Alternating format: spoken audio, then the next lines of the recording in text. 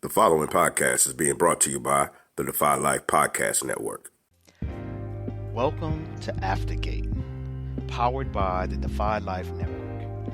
Aftergate is a podcast series highlighting Colgate alum of color and their professional endeavors aftergate.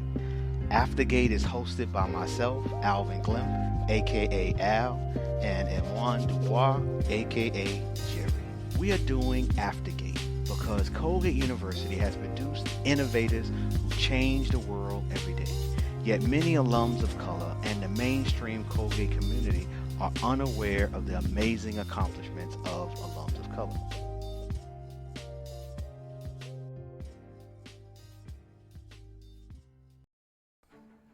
If you're into all things comics, you have to check out Take a Knee for Marvel vs. DC, your go-to podcast for comic and superhero discussion, debates, polls, and more. Tune in as Regular Scott and Ozzy Killmonger chat about your favorite comic topics, and you never know who may show up for an open mic, or what will be next on their favorite One Gotta Go. Take a Knee for Marvel vs. DC, every Sunday, powered by the Defy Life Podcast Network.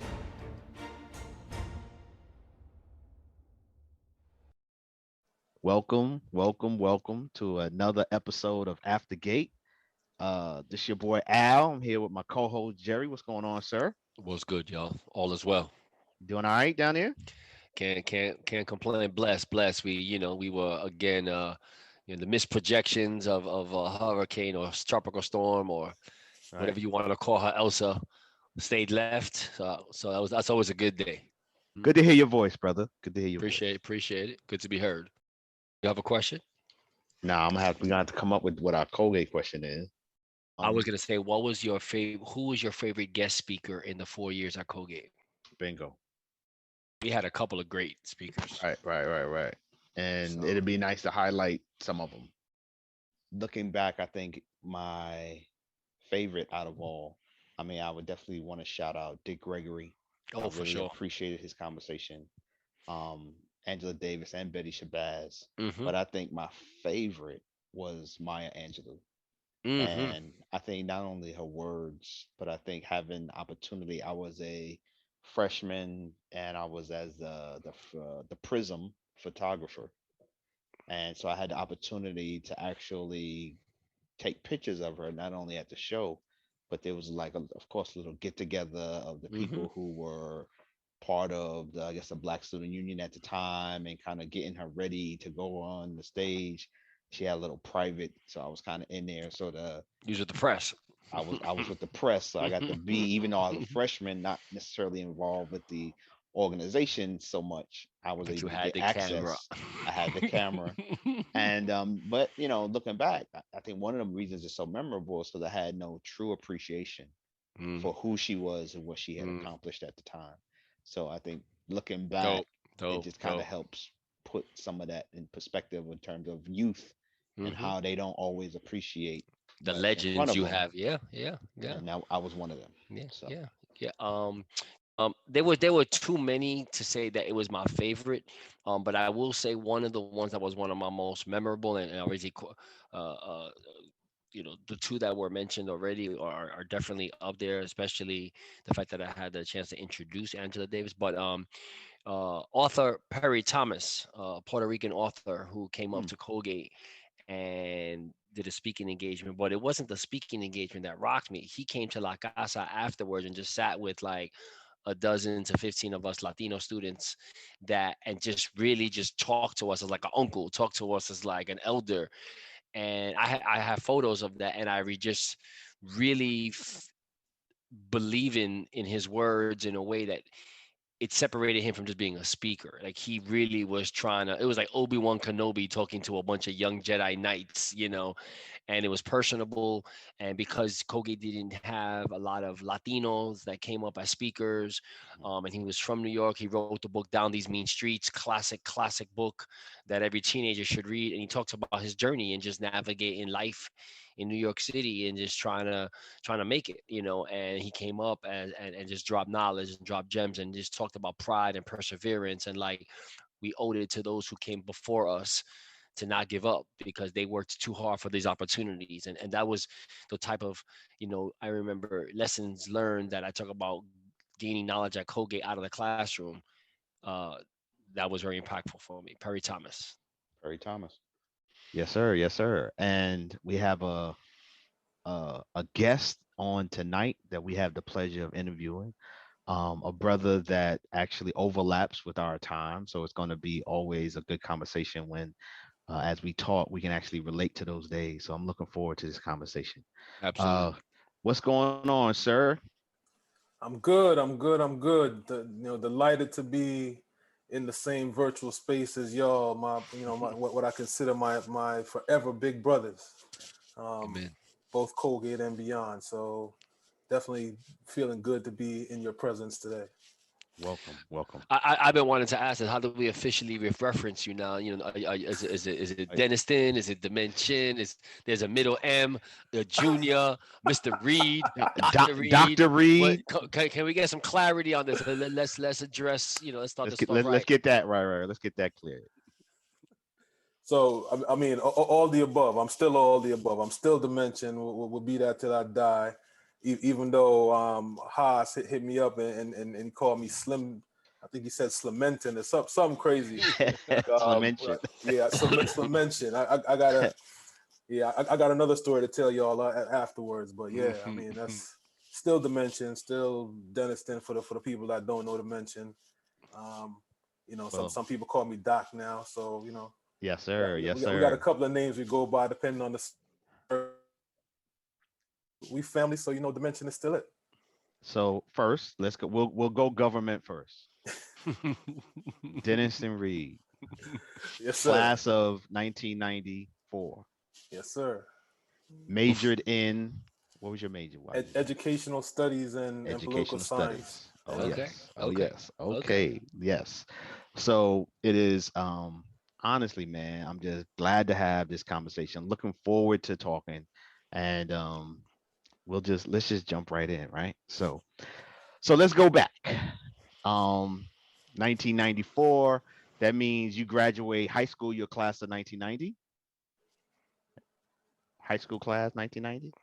Class of 1990 from Cardinal Hayes and the Ooh, Cardinal Hayes. Yeah. Yes, sir. Okay. Yes, sir. We came in deep that year. It was me, Hassan Brown, Albert Calderon. I feel like there's one other, and we came, following Raymond Vargas, who I think was the class of 90 with y'all or 91? No, He was a year behind us. He came in with Gina, so class of 92. Okay. So when you say follow, just out of curiosity, did you know Ray? Like, how did you hear about Colgate? Help me see that. That means I feel like something just went out.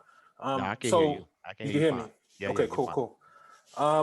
Didn't really know about Colgate. Heard about it from Ray and some others that had gone before us and came back and told a story at our high school. And the way our high school worked, they just we had two classes that were going to colleges like Colgate. So there's a H class and a D class. If you're one of those two classes, you're going Ivy or you're going to something like Ivy. Okay. And so the counselors, they put a list of schools that you should apply to, and you just apply to them. And kind of that's how Colgate came on my list. But I ended up choosing Colgate literally on a humble. Like we came up on it was like one of those days, go to Cornell or go to Colgate. Got to Lincoln Center, the bus was there, and I chose to go on the Colgate bus. I'd registered for both, but I was like, I don't know what's gonna tip the scale for me for one of those two schools. I saw Tammy Terry at the bus station. She was like, "Yo, get on our bus. Get on our bus." I was like, wow. Okay. Tammy Terry. Shout out to Tammy Terry, class of 91. Yes. Who funny you should bring her up. I found out she works as a teacher with my brother-in-law in the same school for years and did not know that they was peoples. And so Colgate gets around. Yes, sir. Shout out to Tammy Terry. So I don't think I knew that, or maybe forgot that you and Haas go back to high school. I know y'all are tight homeboys. I just assumed that happened because y'all were in the same class, but okay. Yeah, I actually go back to high school. Yeah, but we weren't tight in high school. Like, No, but still, he just had his yeah, clique. Yeah. yeah. He had his clique. I have mine, and we had a mutual boy, Styles, who's still my man to this day. And Styles was the bridge between me and him. And then, of course, when we went to Colgate, we already had The the Hazeman bond. it grew from there. So okay, so now if you can go back to as you're leaving Hayes, give me a sense of what's happening in the world, what's happening in your life, what kind of is informing, influencing the world as you actually come up and transition to Colgate. Crazy, right? I mean, we talking about the '80s. You all know the sort of Reaganomics and the Mhm. trickle down effect that actually hit the Bronx and later Queens. For me, it meant deep poverty, it meant crime, it meant the drug rampant, right? Crack, cocaine, marijuana, the addicts, the pushers. Everybody was just in the street. Like it was, it was wild. It was wild. I mean, when you New think of Jack City for real, huh? New Jack City for real, the streets were dirty, graffiti everywhere. It's graffiti on the subway cars. I think about like Larry Davis shooting up buildings in Larry the cops. Davis. Wow. Yeah, Forgot man. about Take It I Back. think about getting in beefs with Decepticons on the train. Got to jump Mm-hmm. off the 5 Mm-hmm. train, 180th Street. Me and my Mm-hmm. man to run from them. Mm-hmm. We didn't want to get beat with hammers. Mm-hmm. I think about the things that boys as I was caught up a little bit in a little scrambling game myself. Um, Section 5 versus the Valley. Section Oh 5 wow, the in Park Valley. City. Mm-hmm. The Valley. I'm Jamaican, so Yeah, yeah, yeah. the Bro, I was the, on Gun Hill Road in Eastchester all my life, so I saw that there, every day. there you go. There you go. So, Okay. had all of that in the backdrop, and then, you overlay it. So, layer on top of that, like the whole racially charged context, right? We had like Michael Griffin Griffith I think I was like 86 when I started high school. And the summer before my senior year in high school was Yusuf Hawkins. Mm-hmm. So the sort of mistrust of white folks was there, both from the political spectrum of dealing with Reaganomics and all the politics that came through that, and then seeing the couple of incidents from Bernie Getz to Griffin to Yusuf Hawkins, like the senseless violence. And in my high school, we had one white student, one Murphy. I'm not Donald Murphy. Donald Murphy was in my junior high. Damn, I can't remember his first name, but Murph was the one white kid that was in our school, cool as hell. But he was from the Bronx. Right. Different Very from a white kid different. from elsewhere. Right? Very different. Very different than the guys that you meet that at Colgate. absolutely that's in my mental sort of backpack, right? As I'm thinking about what am I getting ready to go into. Of course, you had the cultural things going on, right? I mean, y'all remember the flat tops. I still have vivid memories of Al with the sweatpants with one leg up. All right. that was part of the rude boy swag, right? Like Mm-hmm. that was the dance hall meets hip hop. That was the for me, I'm Jamaican and I ain't no joke. Valley Booze travel. That was me going to Colgate. Rope chain. Like I'm going up here, and I have a chip on my shoulder already because I know I'm smart. I know I'm this. I know I'm that. And I don't trust these white folks. So I'm about to see what I'm about to get into, but I'm not certain of what that escape from New York was going to be. Right. And I mentioned the Subfrost weekend. Got on that bus, and from Tammy on the bus, my host on campus Who was your Edgar. host? Was Edgar. Okay. Edgar the Shining Star. Yes, It was actually supposed. Goodness gracious, I'm gonna blank on his name right now. Carlton Branscombe. Yep. It's supposed to be Carlton, but Carlton had something to do, so he pitched me off to Edgar, and the rest was kind of history after that between Edgar, like taking me to the Night Fly studio to do his radio show, leaving that to go do to DJ a party that night, going back to the dorm, writing a paper. I was like, yo, this is college, I'm here. I I'm could do coming this. to this school. I'm I can coming do to this this. school. Yeah, it changed everything because my mom was like, "Oh, you're supposed to be at Cornell. What about Columbia?" I had a soccer scholarship. All that was like, whatever. I'm gonna go to Colgate and reinvent myself. I'm gonna do something different. I ran track in high school, played soccer. When I left when we're getting back on the bus to come back to the city, Julio Rodriguez like ran across Whitnall Field. I still see it vividly. He ran across the field. It's like, yo, you coming here? You got to come here. Like, like he had heard about some stuff that I had done in track, but I didn't know nothing about Colgate. I just knew the times they had on the board. I could run all those times. I could run faster than that. I'm about to break all these records. I'm gonna be the man up here. I'm gonna be the man up here. That's what I told myself. Totally different, but that said, like, it that sort of the swag of the Bronx. And my senior year we moved to Queens because again I was getting into some things, and my mom was like, "We gotta get out of here."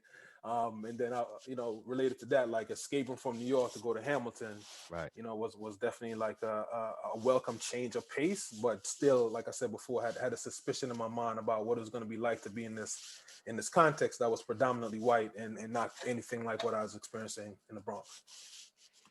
So you gave us this context of what was it going in. Now, you had the luxury of reflecting on the 4 years. Was it what you thought it would be like? Was it completely different? And if you can kind of like parallel that with what were your accomplishments while you were there on any spectrum, athletically, academically, socially, what were some of those highlights in the 4-year tenure? Yeah. It was a bittersweet experience, right? I mean, I got the opportunity. I remember clearly this too, right? Walking from the culture center, meeting you and Al saying like, "Yo, you got to come be." I forget the role. It was like student. It was like freshman coordinator. So it was something on science. And that became like my home for the next 3 years. I became, I forget what role I had with Gina and Pat Weston. Mm-hmm. And then Pat left, and so Gina pulled me in. So I'm VP. The next year I'm president. Like that became the defining thread for me at Colgate. Like I was the president of the Black Student Union, right? And from that, like propelled me into the student government, which wasn't that mainstream thing, which wasn't a thing that a lot of students of color were doing on campus. Like we kind of LASSO or African American Student Alliance. And so when I got into the student government as treasurer, it was a great opportunity, man. I learned a lot about and I don't know if y'all remember how the whole student government worked with the budgets. Like in the beginning, it was you got a set budget. Spring Party Weekend got all the money, and then all the other organizations had to like manage whatever they got. With the change that happened the year before I became the treasurer, I was on the committee. It's called the Budget Allocations Committee, and this kid Brooks Kaufman, he reshaped the whole thing with every year for the allotment that you wanted. And if you came and you presented an idea that was banging, like they were gonna fund it. So it was like the gateway to blowing out our influence as students of color on campus on the entertainment that was coming. So it was no longer Fish, it was Tribe. It was Run DMC. It was, I mean, it was a transformational time for student life at Colgate. And as you all know, students of color coming to Hamilton, we didn't have a lot of outlets, and on top of that, and so people struggle a lot socially, and I think getting access to some of the funding, and being able to sort of push some different kinds of programming on campus, that helped a lot. I know y'all remember the brother from Utica that used to bring that smothered chicken and the peach cobbler. I think his name was Ulysses Grant or something like that. We brought that dude on campus enough because we couldn't stand that diner hall food. So getting some home cooking was always a good thing, and certainly something that a lot of groups leverage when it was time to sort of take advantage of the opportunities that we Budget Allocations Committee. And Accomplishments. Go ahead, Al.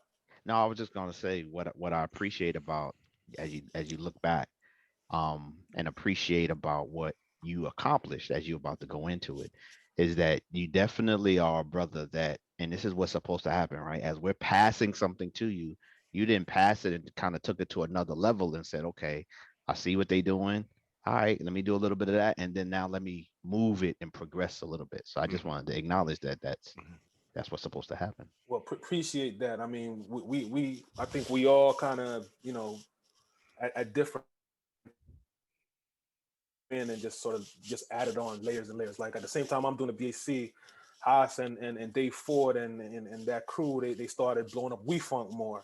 Mm-hmm. Now We Funk is the funk, but at that time it was, like we all came in together and we're all like elevating. Edgar is doing the most banging parties at La Casa. I mean, it was crazy. It was crazy. In terms of accomplishments, man, like I oftentimes lament my Colgate experience through this lens, right? Like I went there, I was a pretty damn good athlete when I started Colgate. Me athletically while I was there, I was a really good student when I got there. I came out there with average scores, average marks, but the things that I got, right, like. I don't know if my friendships are on the levels that y'all stuff is. Like y'all have some deep ties. But I had some similar friendships, right? And I discovered like, I can actually make tough situations work to my advantage. And it wasn't like a easy lesson to learn. It wasn't something that these are all like retrospective analyses that sort of get me to this point. Like, what did I really benefit from? Like, I could have gone to UVA and I've been big. Like, I got recruited there the year after they won a national championship. Like, this is a big deal. I stepped out on. I got to Colgate. I didn't run track. I got a couple of professors saying like, "Oh, you're only here because you play football." And I'm like, the only football I know is watching Lawrence Taylor like murder people on screen. Like I don't know nothing about football. I'm Jamaican. We don't do football, But that was some professors' mindsets. Like you're black. You're only here because you play football.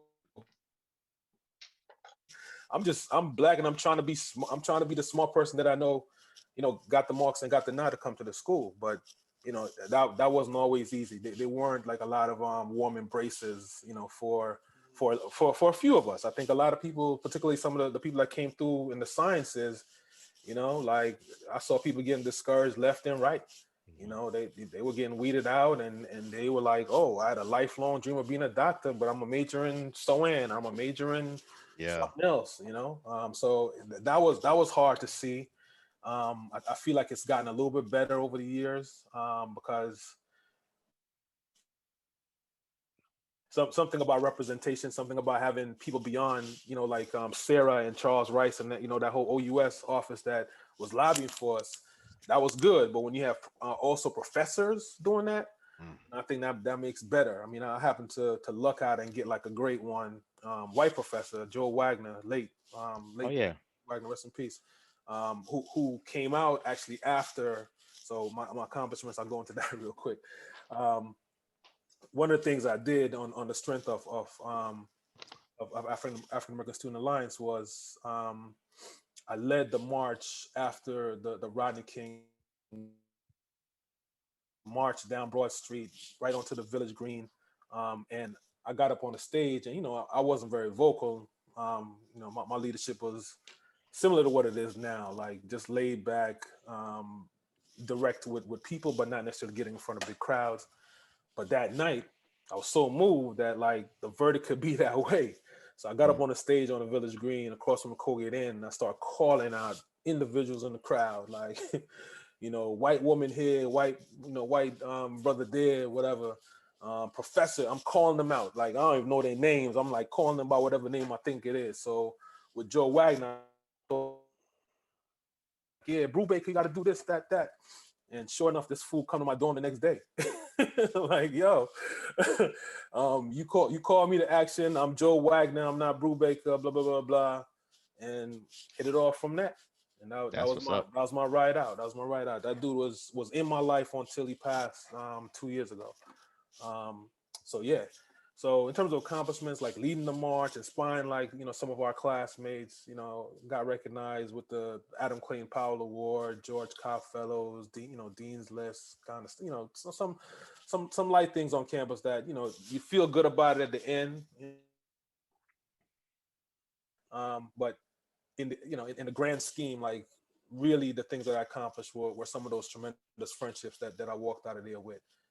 And like I said, I found my purpose, which is the work I do today. And that came also from a racially charged situation on campus where I got in a fight with a hockey player, threw his ass through the windows at Shepster's.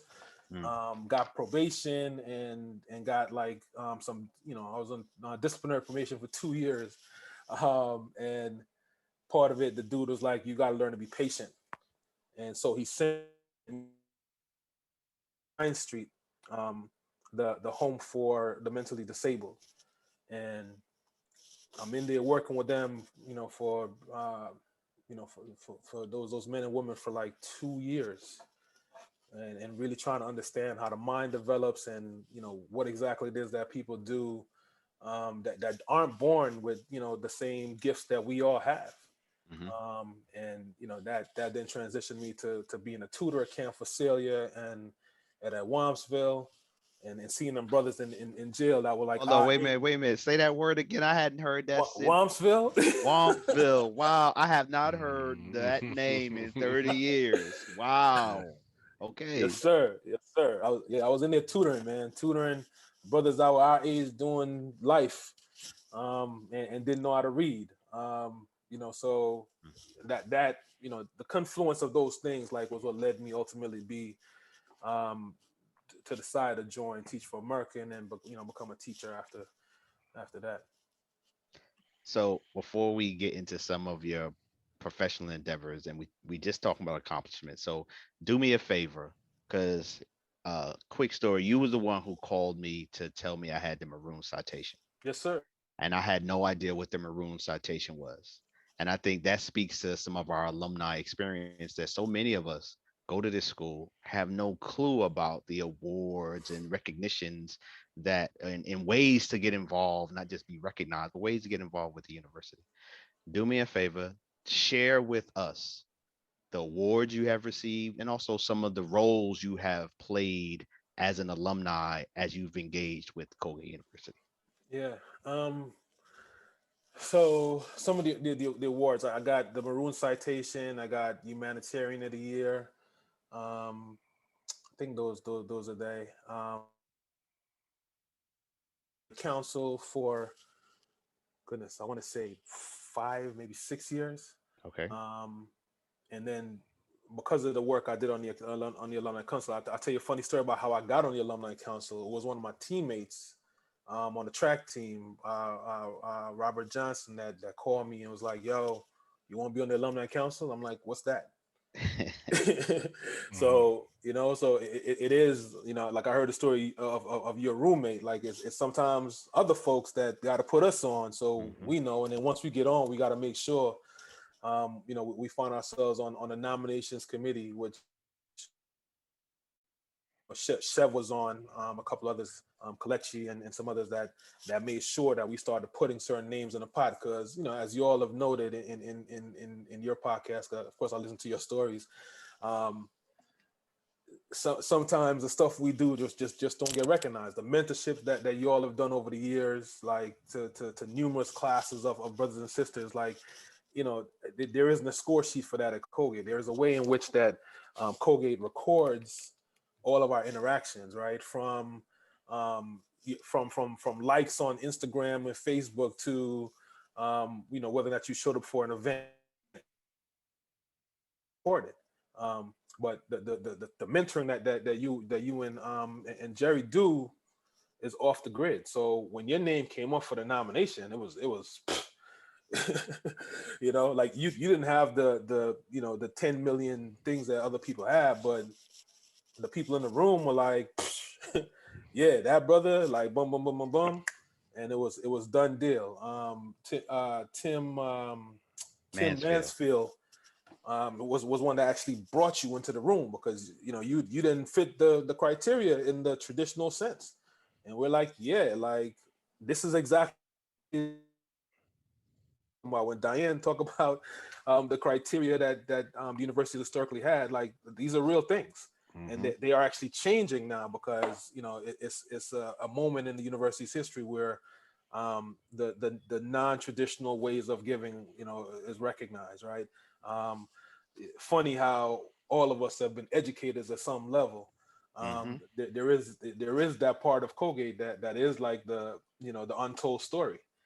So I'm glad you all are doing this podcast, so some of that stuff could be highlighted. Like how do you not recognize the work that you all have done in research or in the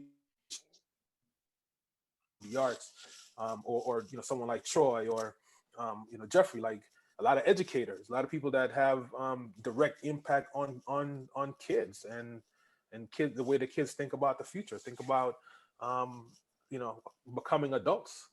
I think that is, if you go back to Colgate's mission, that is actually at the heart of Colgate's mission.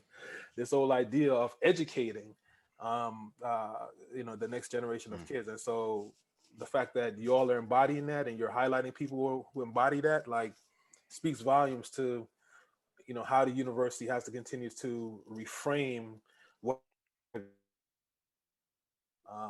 and I get like, we need buildings and we need scholarship funds. And so, you know, in my outro, I'm going to definitely plug like that. We got to give, Okay.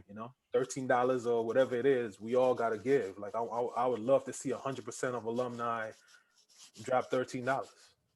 You know, like that should be our goal. Like Mm-hmm. everybody benefited, no matter how rough it was. There was a benefit. Like let's write that $13 check and make sure someone else that's coming up can take advantage of the Colgate opportunity.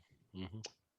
That is our legacy. I appreciate that you get it and you got it, because I think when you look at the mentoring that me and Jerry offered to brothers like you, Haas, Craig, True. shout out Hmm. Shu, Shoot. Hans, like Yeah. folk that we, might have assisted in any way.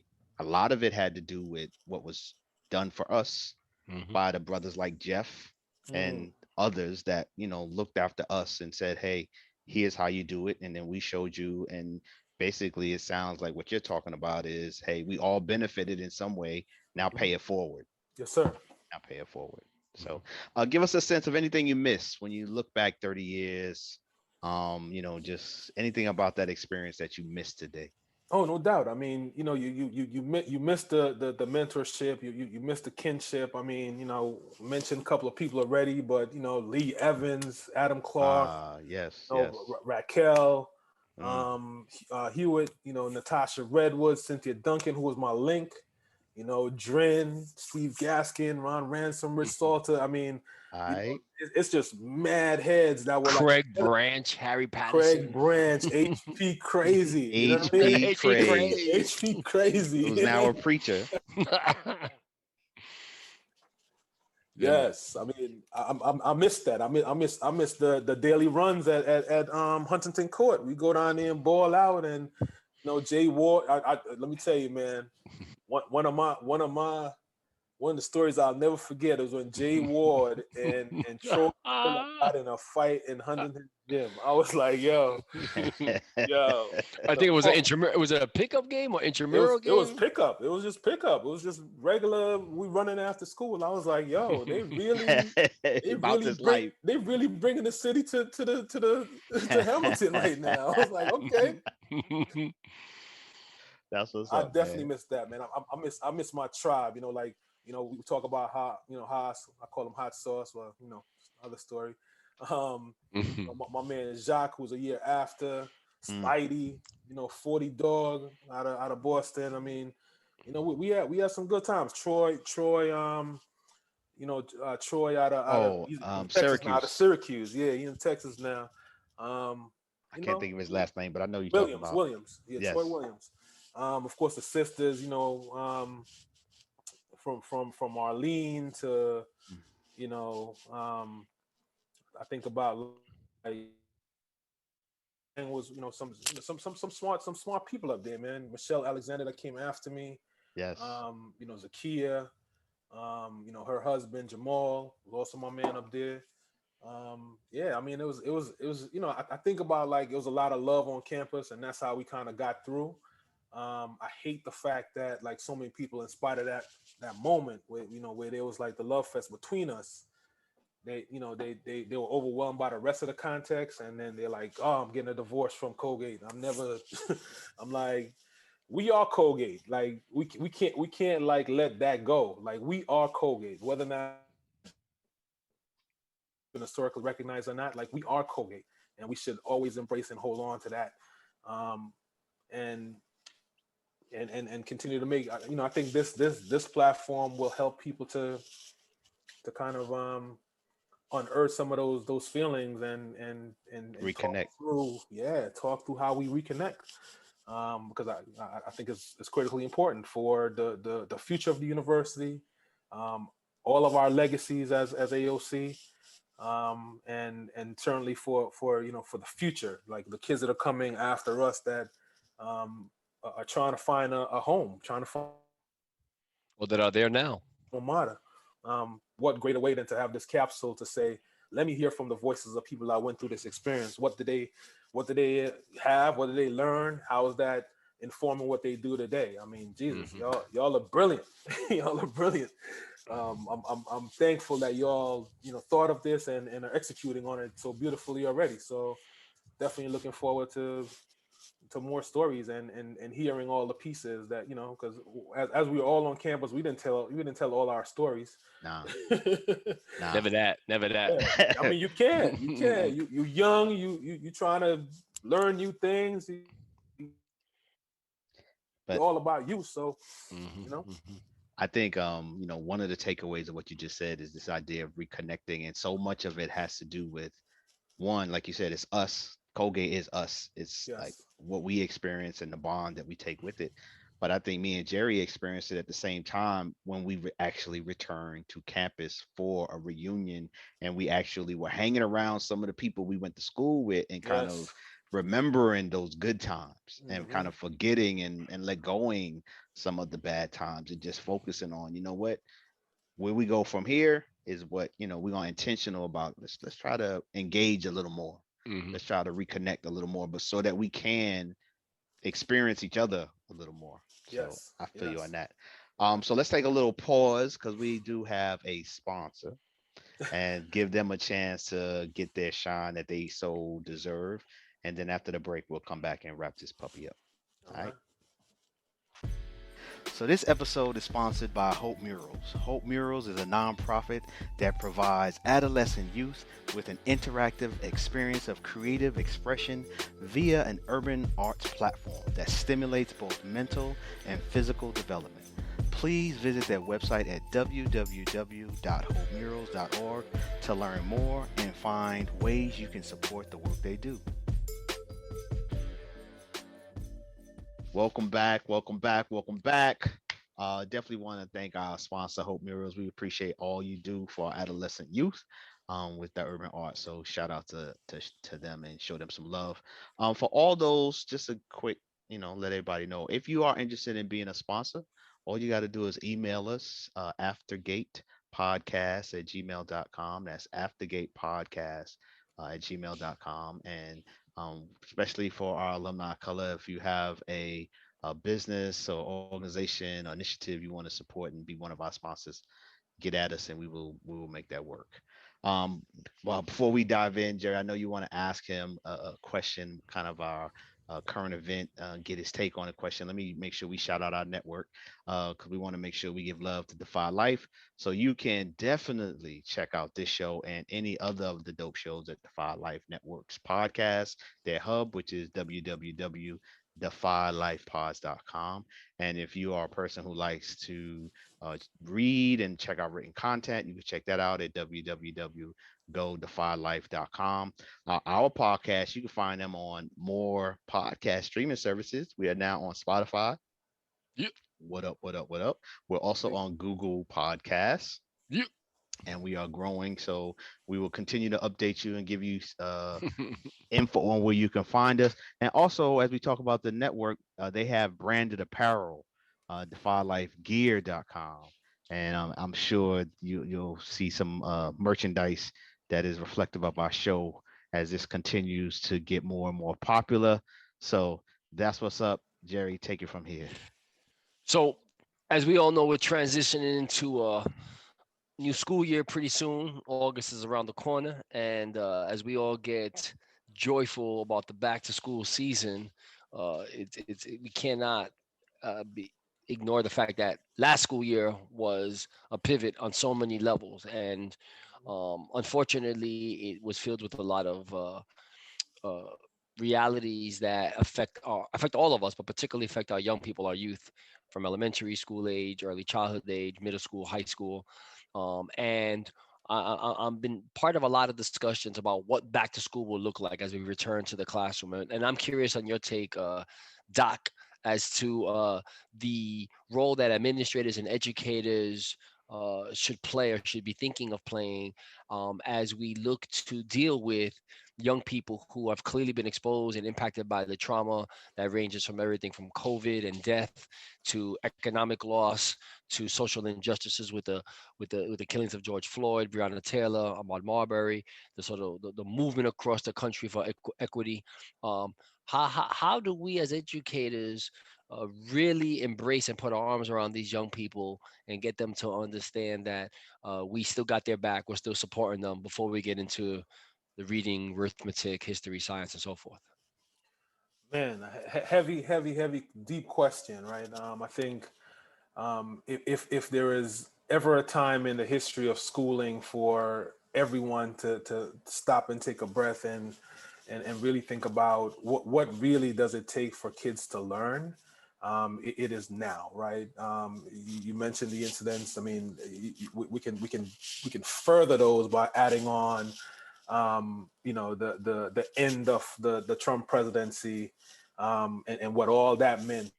All that we all either witnessed or experienced directly, both nationally and internationally. Think about the relationship between the United States and Russia during that time. You know, what happened um, in terms of the reporter, Khashoggi, who was murdered, Hmm. and the U.S. kind of turned a blind eye. I do think there is a reckoning that must take place with the nation's conscience about exactly who we are, as opposed to who we ourselves historically to be. And I think that also is parallel to the realities that we're encountering with the nation grappling with um, social justice and what that means, and even the anxiety and or fatigue that we've seen among some of our so-called allies that are now saying, like, okay, when is this going to stop? Hmm. um, having not been sort of you know in a position of being the person that's enduring that. So I think for educators, whether they're teachers or leaders, or even observers, from the parent perspective, this is the moment when we have to double down on care. We have to show young people, whether they're in kindergarten or they're seniors in high school or they're even in college, that we care about their well-being. We care about how they're processing what has happened. The trauma is limitless, right? You could take it from personal loss in terms of the loss of family members and or close friends, or the loss in terms of not having been around their immediate communities. classrooms, people in their schools, people in their neighborhoods. There is a tremendous loss for everyone involved when this kind of interruption happens, and Mm-hmm. we're not clear about the path forward. Like I can tell you, I'm surprised neither of y'all commented on how skinny I am right now. We mentioned the Hassan's reference to Right. Lamention. mention, right? Um, so I got my COVID shot, and after my second shot, I lost 40 pounds. Mm. And Wow. yeah, I mean, wow, a blessing and a curse at the same time, because part of it is this note about the vaccine triggering, and I don't know if there's research yet, but I'm sure there'll be research of the vaccine is triggering certain responses in people. For me, Mm-hmm. it was this hyperactive thyroid. Mm-hmm. And Mm-hmm. I just found out a couple of days ago that it's actually cancerous. So I got to do something about that, Mm. shortly to make sure I stick around for a little while. Yes. So imagine now, what stories we can tell our kids about whether or not they should go get vaccinated. When Mm-hmm. my personal story is one where my life is in danger right now. And so we spend the next couple of weeks in the summer talking to our leaders about what our message is to the families and communities, um, as we think about transitioning back to in-person school. And then here Mm-hmm. comes the Delta variant, and we're like, okay, what does that Mm-hmm. mean? What Mm-hmm. kind of interruption will that bring? And for us, there's a two-part challenge, right? Because yes, we want to resume school and we want to get back to reading and writing, but everybody's hurting, everybody's confused, everybody's challenged by the moment. And we layered up on top, as Jerry laid out in his question, the fact that interests competing, in that they're not health in the traditional sort of medical health sense, but they're health in terms of the psychological impact that we have to figure out how to manage. And we don't have enough counselors in schools to Mm-hmm. manage the trauma that the kids are going to be carrying with them, to manage the trauma that the teachers are going to be carrying with them. I know for a fact that the first couple of months of school is going to be hell. From the kids, who've been oversubscribed to being on screens, Mm. um, to the teachers who are, going to be overwhelmed by now having to deal with 30 in the class as opposed to 13 on the screen Mm-hmm. was for whatever the ratio was in their respective schools. And so we're going to have to remake the entire educational paradigm, um, both in terms of what kids can expect and what we should expect of teachers and leaders in buildings, Mm-hmm. because Mm-hmm. it's going to be a Herculean task to settle things to some new sense of normalcy. And I know many Mm-hmm. people will want it to come fast, but the reality is it's going to be a long process. Like I think somewhere in the neighborhood of 2 years it will take us to get back to where we were before the start of and then things continue to happen, right? I mean, the assassination of the Haitian president, right, is like one of the first indicators of the instability that we're about to Mm-hmm. witness across the world. In my mind, or in my view, partially in part to what we saw in the last president, right? I mean, there was some opportunities that I thought were missed in terms of being able to step into the limelight and to be the world leader that the U.S. has always touted itself as. And people saw that. They saw these lapses in our leadership, and taking some risks that will put the world's security at Mm-hmm. risk. You Mm-hmm. know, Mm-hmm. Haiti unfortunately has been in this place before, and I'm sure I'm not sure where things are going to go, but I'm sure that leadership, um, both among the leaders in the United States and some of the other first world nations, is going to be critical. Leadership in terms of our teachers and leaders helping our kids to understand contextually what Haiti has meant in this hemisphere. For going back to Toussaint Louverture and that that he led, but the suffering that the country has had to endure as a result of that resistance. Like there are implications for the social justice movement in the United States. Just harkening back to the story of Haiti. So, what lessons can we learn? How do we teach our kids to understand and understand that agitation is important, but also keep a view about, you know, what do we do afterwards? How do we build the sort of powerhouse of a nation that we want, beyond the sort of overthrow of the regime that exists, that is oppressive. If we don't settle in a place that is sort of viable and sensible, then you find yourself in a state of perpetual chaos and back in sort of oppression. Even though it looks different in terms of the people that are leading it, the oppressors can look like us. And so we have to be wary of that as leaders, as teachers, and help our young people understand and appreciate that oppressors can look like us. Facts.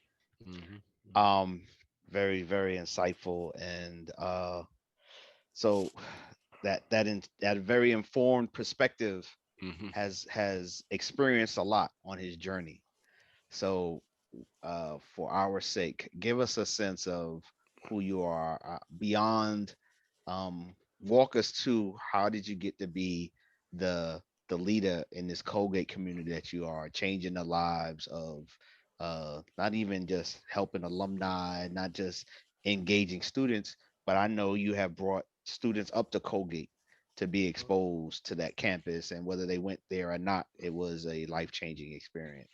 And I know you are a leader in a charter school network in the Bronx in New York City that's changing the lives of children, families, and staff and the community.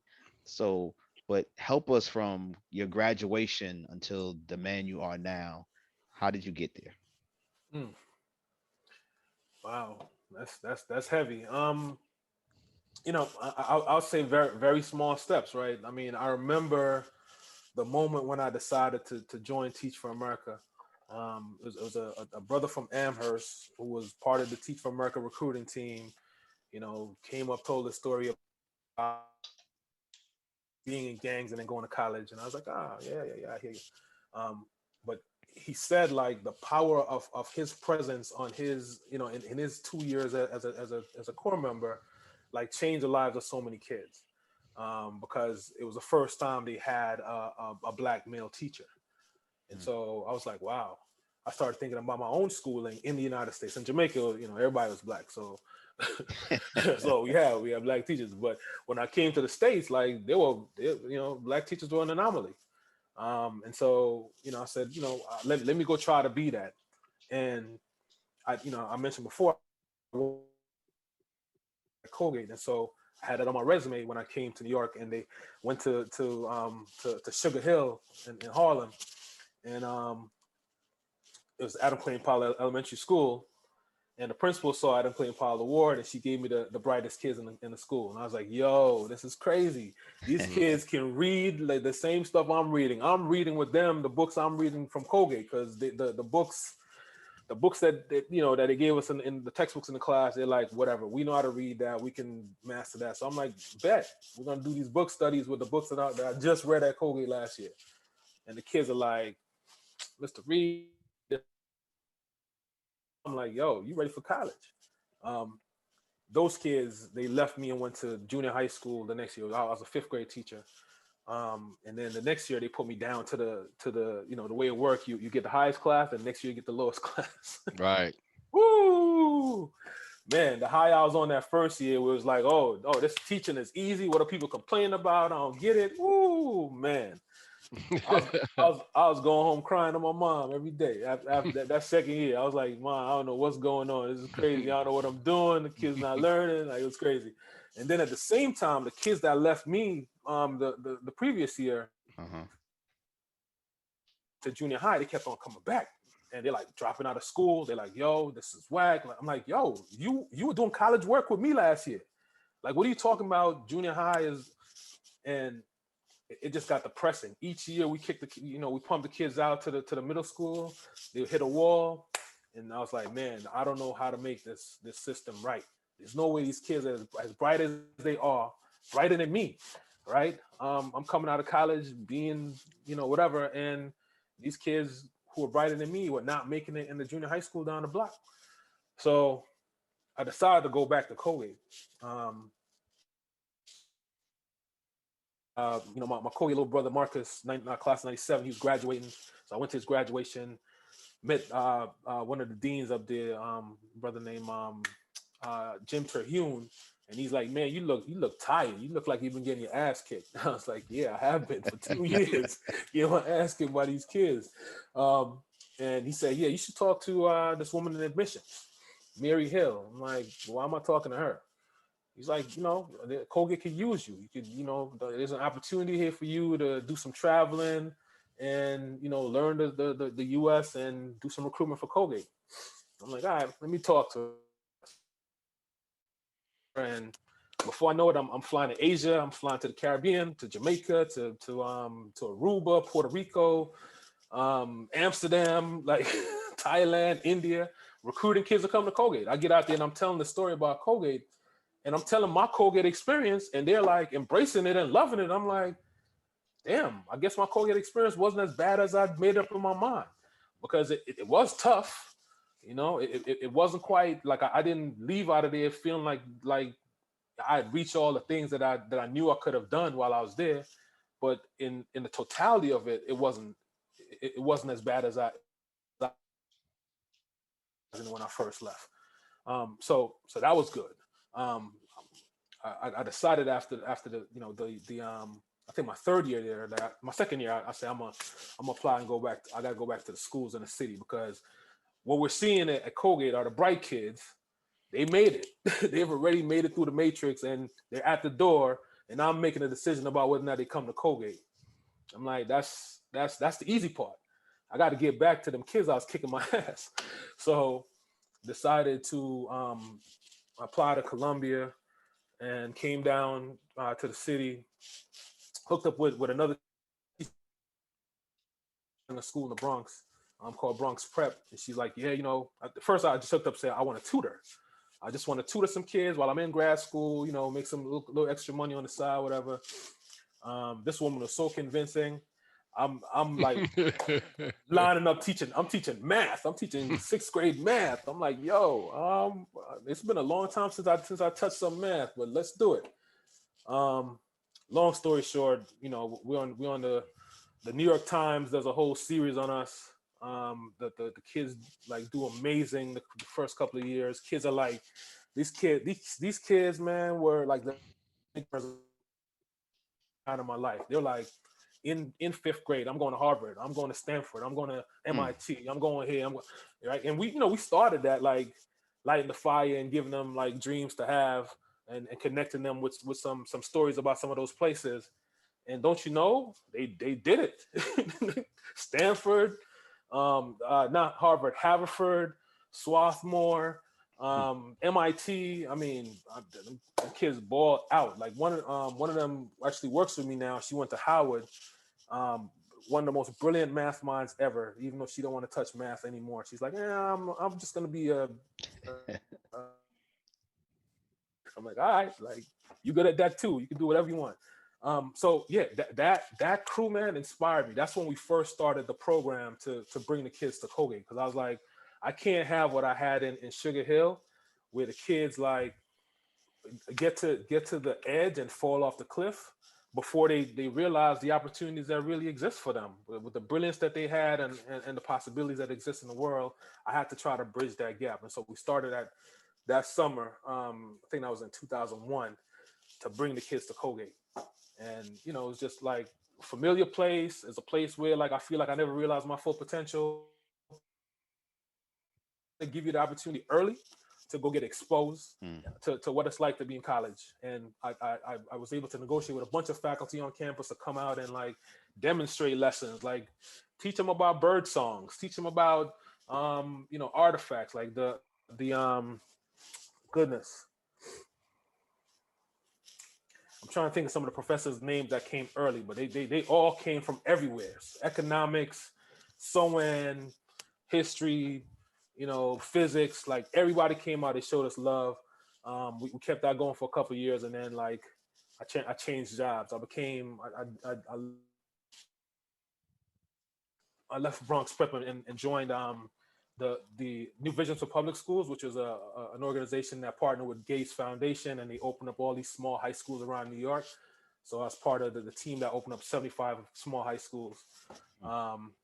And during that time, it was like I was a suit. I was like driving around in town cars, going to different sites, like being a monitor for the Gates folks, as far as getting these schools implemented and coaching teams on getting stuff off the ground. One of the things I was proud of, I was like one of the people behind the scenes of Eagle Academy, that launched in the Bronx. So yeah, I mean, watch people have ideas and grow them out into these wonderful schools. During that time, they also felt disconnected because now I didn't have my kids to connect with. I was just like going to other people's schools with their kids, and they're like, "Yeah, those are the people from New Visions. Don't pay no attention to them." I'm like, "Damn!" But I want to inspire young people. I want to give, So after 3 years, I left that. Went to Brooklyn to become a dean of a elementary school in East New York. East New York, man. That's a rough town. That's a Yes, rough sir. town. Yes, sir. That's a rough town. That's a rough town.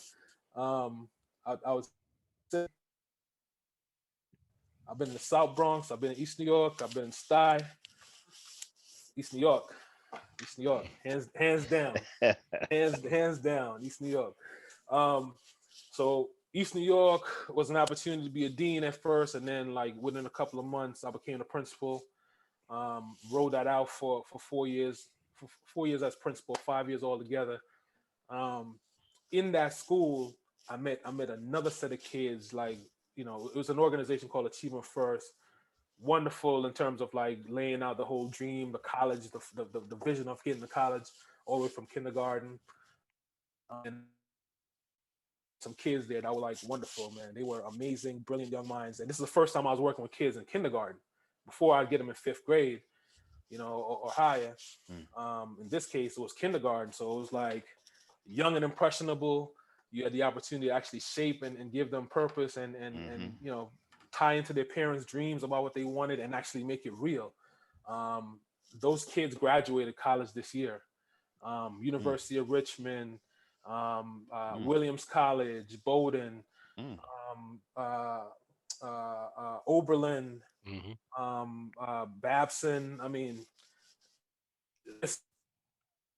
those kids were brilliant. They were brilliant. So when people tell me young people can't learn, I'm like, I'm looking at them like aliens because I've seen it from kindergarten all the way through graduating top of their class at MIT, graduating top of their class at Williams, coming from East New York, coming from the South Bronx.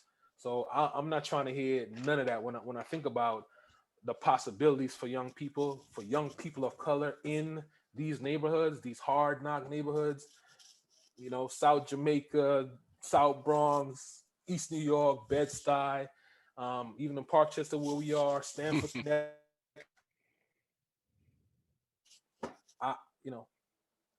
I have a hard time with educators that say it's hard for kids to learn or to achieve when I've seen it myself. I mean, Kids not coming with a blank slate. you've been it yourself. I mean, as you talk about, the brilliant brothers who are coming out of these communities and going off to these schools.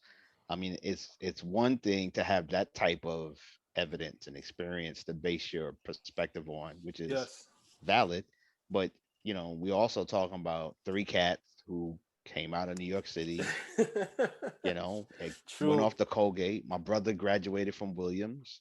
And we all know these people who we've experienced things, but were able to, do well enough in high school to get enrolled in some of these schools and graduate and, do all right. But no, I didn't mean to cut you off. So go ahead, get us to where No. you are now. So from the East New York experience, I became a superintendent and chief academic officer for a network in it was in Bed-Stuy and Williamsburg. called Begin with Children. Wonderful organization. It was one of the first charters that actually started at the same time as Bronx Prep, but had a different pocket of that was a fascinating thing because it was also one of the first unionized charter schools, and so that was a little bit different from the charter schools that I was used to. In that the teachers actually ruled the roost, and they had tremendous influence over the parents. Even when the kids weren't achieving, the parents still believe in those teachers. So it was something fascinating to observe because I went in as look, this is what I'm bringing from East New York over here, like Williamsburg and Bed-Stuy, rough because one of the schools was in the shadow of Marcy Projects. Mm-hmm. The other one is in the shadow of Lafayette Gardens. So two, right? And tough neighborhoods. But the kids had possibilities just the same. A lot of those kids went off to a bunch of independent schools, and I'm sure some of them are in college right now. I've not kept in touch with them, so I'm not sure exactly where they're going to college. But most of them, when they were leaving, they were going off to some pretty solid high schools where they were going to have opportunities. Ran into a situation there where I felt like my value wasn't being recognized, and so I decided I'm going to Penn. I'm going to go work on my doctorate. I'm gonna hang it up, and then my wife Charlene, her boss reached out and said like, look, we got Steph Curry, and we're looking at you as KD. What's good? I'm like, what? First of all, the basketball reference from somebody who I had a lot of respect for, just knowing her from the sidelines over a bunch of years. And so it was a no-brainer. Like, go work with your wife, be like KD, come in and join the system and be efficient. Easy to do for me. So hopped in and started the initial ascent as far as helping to cultivate leadership pipeline in the organization.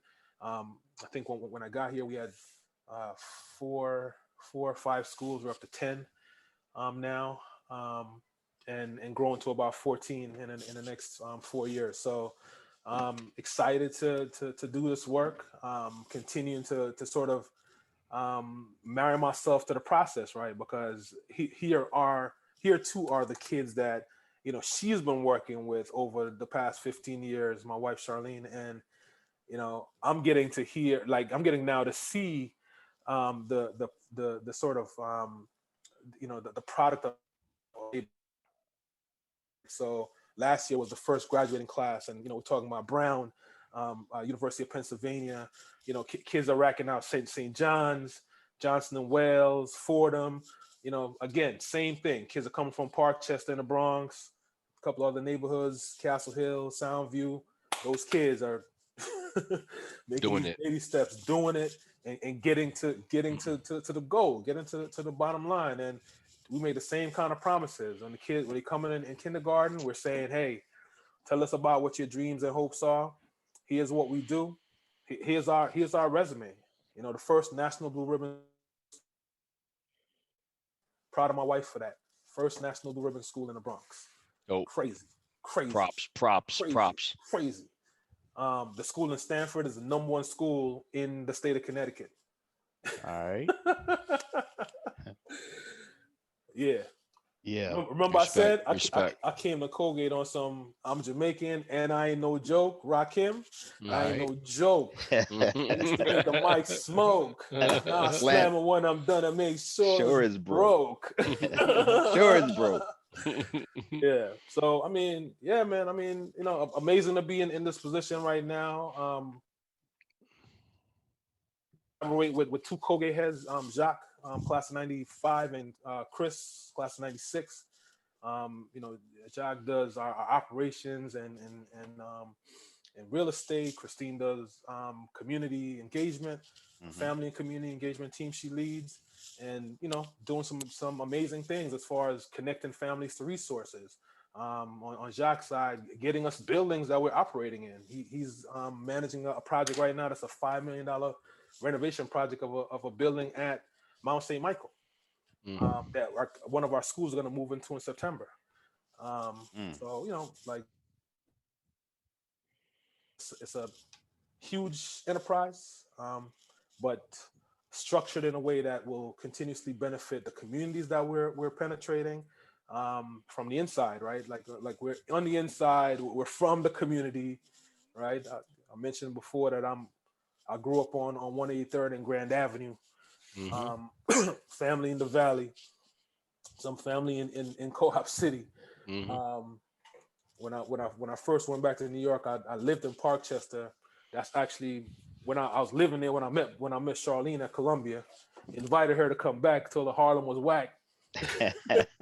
And Still got family in when in Parkchester. Harlem, come to Parkchester. This is the best kept secret in New York. I kept telling her. She's like, all right. So yeah, man. Continuing to do it from that perspective, and happy to be part of that process. Hey, hold on. Can I hold for 1 second? Yes, sir.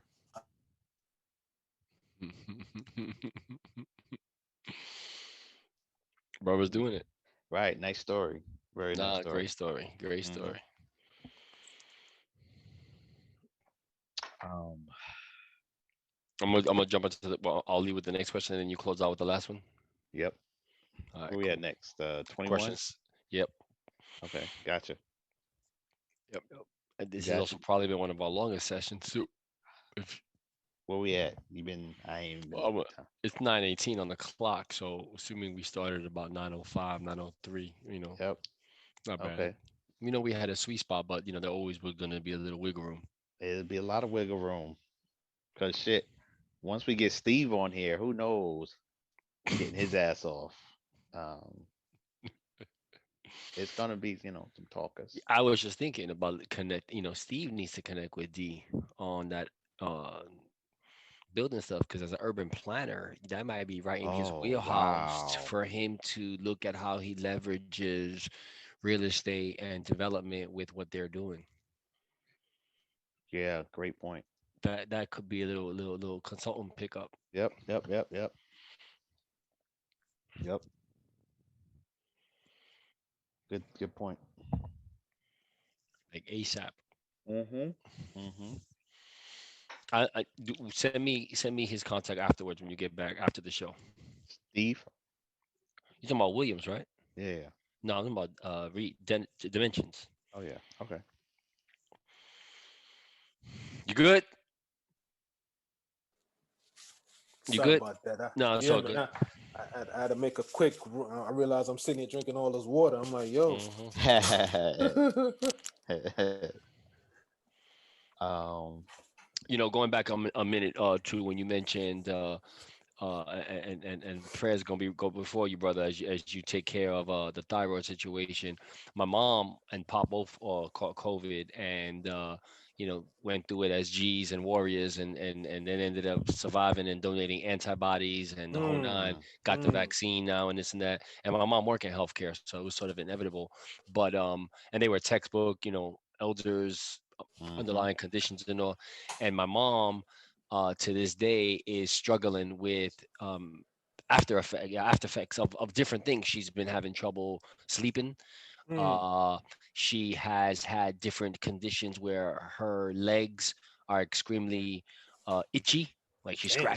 scratching, Ah. um and can't do nothing for it. So there've been a couple other little quirky things that have been things that were not problems for her before, and Right. and Right. and and she's dealing with it. So and she work in healthcare, so she got how doctors like at her disposal, and there's still a big question mark for a lot of folk with a lot of these different Mm-hmm. things that are happening post. So know that you got people behind you, brother, and if you need, That's I'm sure you straight with the healthcare, but mom could pull some strings. My mom's at Bronx, Lebanon. Okay. um Okay. Okay. and we got history there. We All got right. yeah. All So right. just know it's an option for you, bro. Appreciate it, brother. Appreciate that. Appreciate that. I know your mom was in healthcare. My mom is in healthcare too. She just retired 2 years ago as a nurse from She was at shit. She was at a nursing home on Hmm. 110th Street. My mom's a okay. public administrator, and she should have been retired, but You I'm know, saying because she was working. Was she was working there when we was at Colgate, wasn't she? exactly, exactly. She's in community affairs. She does all the public health programming, mobile units, everything. And so they every time she tried to retire, they give her more money to stay. And then she Right. started thinking, like, let me see, hold on, go home, spend 40 hours with your pops, or no, I'll stay at work. I'm I'm gonna stay good. at I'm work. good. I'm good. I'm good. I'll be back at work. I'm just gonna stay here. Right. So she just leave him with a list of to-dos, but it's all That's good. crazy. That's And crazy. what? He's been retired now. What? 15 No, years? what? My 20? dad, my dad's been retired my dad is 72 and he retired at like over 25 years ago. Yeah. I know it's What? been a minute. I know it's been a minute. Yeah, yeah, Wow. yeah. Wow. So, but anyway, we'll talk about that another time when we got some Yeah, chance to yeah, build. yeah. Let's Yeah, wrap. man. Let's. So, all right, we're back on. In hindsight, you took us through the journey. You took us to where you at now. Um, Decades removed from Colgate. If you had to give Dimension Reid at 18 years old going into Colgate advice, as well as Denniston Reid, 21 years old, graduating Colgate, going into the world advice, what would that advice sound like with what you now know? Um. So And what so. you know about yourself, Yeah, because yeah, you yeah, at yeah, yeah. 18 is now who you are now. We know that. Absolutely. I mean, going in, it was like, to give advice would be like leave the chip off your shoulder. I think going in, with that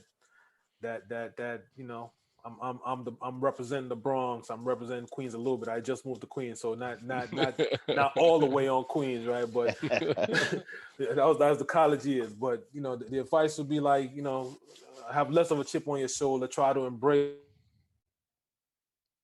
this new context. Figure out the points of struggle. Embrace those. Like I didn't know that the things that I struggle with so much will be the things that fuel the life that I lead, right? The life that I now lead. I think the pieces around mentorship, like if I wish I had known to look out for that.